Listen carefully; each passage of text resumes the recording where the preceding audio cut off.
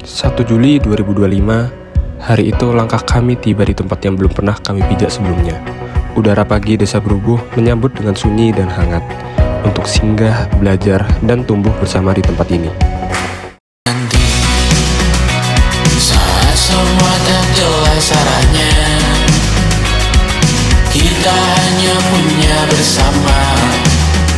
Awalnya, tempat ini hanyalah titik kecil di peta, asing, jauh, dan tak pernah kami bayangkan akan menjadi bagian dari cerita hidup kami.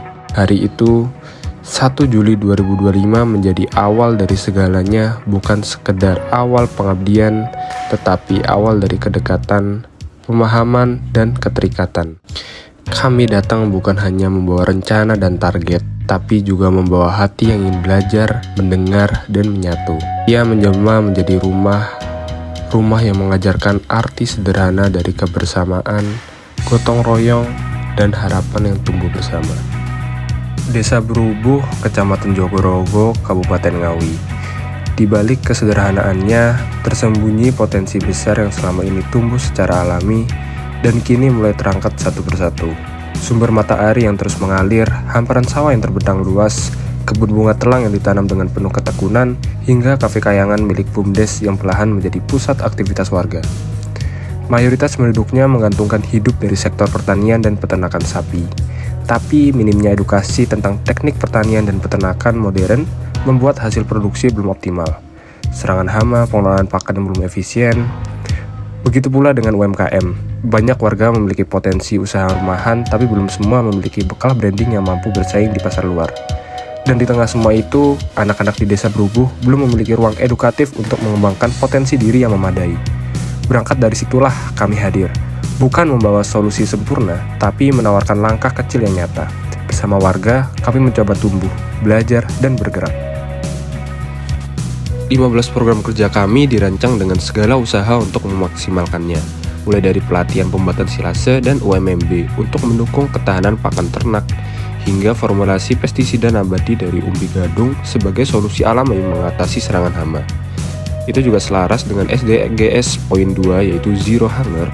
Program ini diharapkan dapat meningkatkan produktivitas sektor pangan desa dan kesejahteraan petani peternak lokal. Di sekolah, kami menanamkan nilai kewirausahaan sejak dini, memperkenalkan sistem pertanian vertikultur, dan mengasah rasa percaya diri anak-anak melalui pelatihan public speaking dan sastra puisi. Kami percaya bahwa pendidikan yang baik tak selalu harus kaku.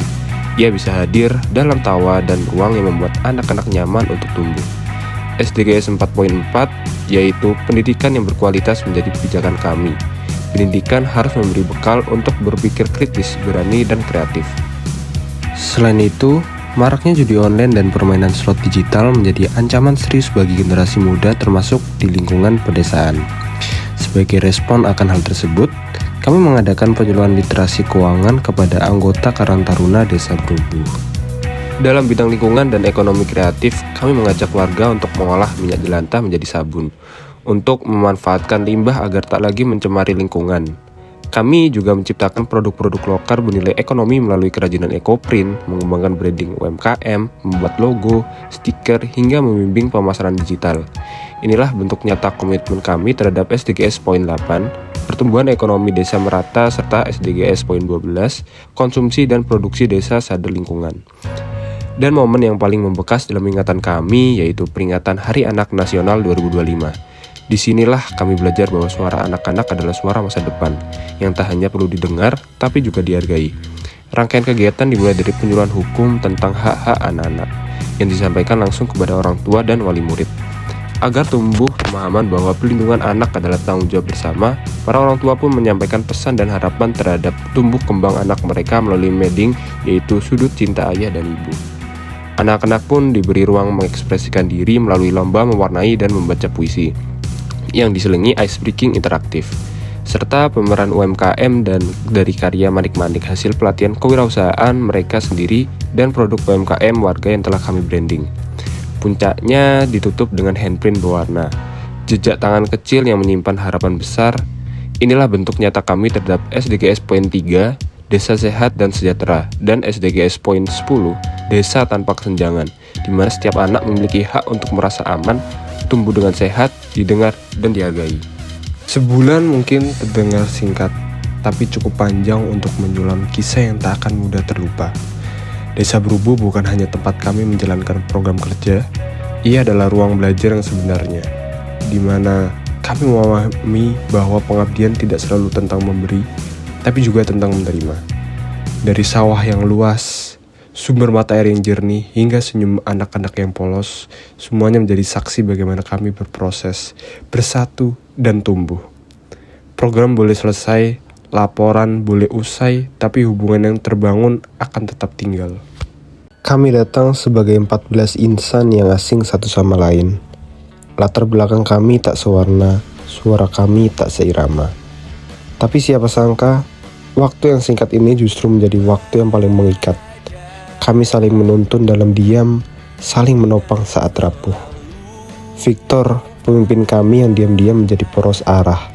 Bintang, suaranya yang riuh tapi hatinya tangguh. Rio, dengan moodnya yang tak bisa ditebak tapi selalu jujur. Dapa, cerewet yang ternyata paling peduli. Nadia, si teliti yang selalu hadir saat dibutuhkan. Oya dengan kameranya yang tak pernah berhenti merekam cerita. Ineke dengan sahabat sejatinya Nirmala yang tak terpisah. Denny dengan logat khasnya yang tak pernah gagal menghidupkan suasana. Intan si motor PCX merah yang jadi penanda kehadirannya. Ratih yang lewat masakannya menyampaikan cinta diam-diam. Nirmala kalem tapi mengisi ruang dengan ketenangan. Vira si paling ekstrovert, paling cepat menyatu. Pram, tingkahnya aneh tapi bikin semua nyaman. Dan Dewi dengan ketangguhannya selalu diam tapi nyata. Tanpa mereka, cerita ini tak akan jadi seperti ini. Inilah tentang kami yang mungkin hanya punya waktu sebulan, tapi sepakat menjadikannya seumur hidup. Di hari terakhir itu kami menoleh ke belakang dan sadar, kami tak sedang pulang dari pengabdian biasa, tapi sedang berpamitan dari rumah yang baru saja kami temukan. Kami pamit dengan satu janji, bahwa apa yang sudah kami tanamkan di sini, bahkan saat kami tak lagi hadir di sampingnya, karena Brubuh telah menjadi bagian dari kami, dan kami telah menjadi bagian dari Brubuh. Brubuh in action, Indonesia in motion. Bukan hanya slogan, tapi kompas hati kami untuk melanjutkan langkah dengan cerita yang akan selalu tinggal di sini.